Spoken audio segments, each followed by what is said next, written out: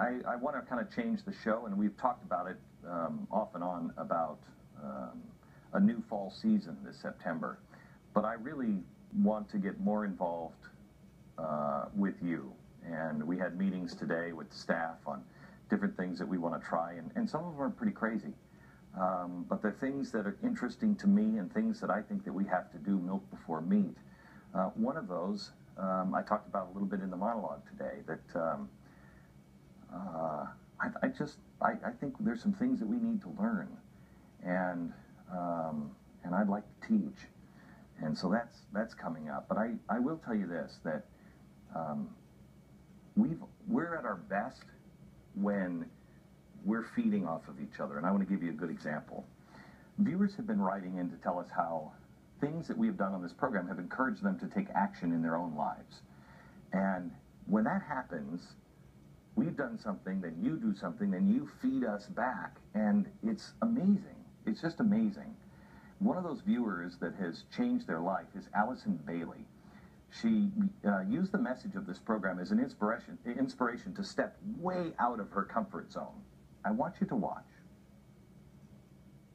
I'm Allie from Logan, Utah, and I have been trying to put into words what Glenn and the Glenn Beck program has meant to me without sounding like an annoying fangirl.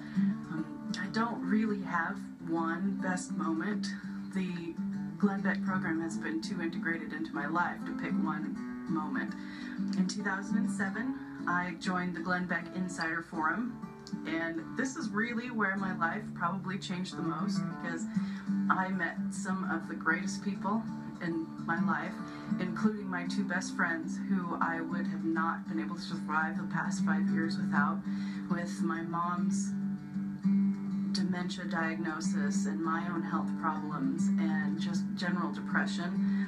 I am so grateful that I had the opportunity to meet them. I can't really think of all the ways Glenn has popped into my life. For one thing, he gives great hugs. I have been the recipient of one of those hugs at a time when I was praying for the Lord to show me that he loved me.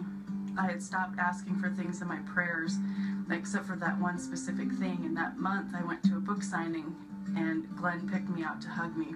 This has actually happened a couple of times.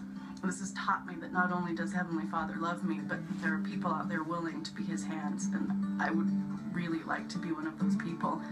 Glenn has taught me compassion and tolerance, and because of him, I've had the opportunity to get over some of my fears. First off, my fear of talking to people.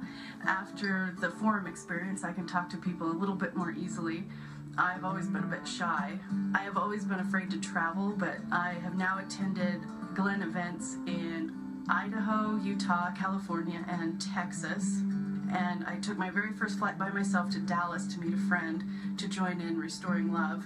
And because of that experience, I'm now involved with a group of people called Labor of Love. And because of them and Glenn, I'm now learning how to use my talents to serve others by making crochet blankets for those in need for the Blankets and Blessings portion of the Labor of Love group.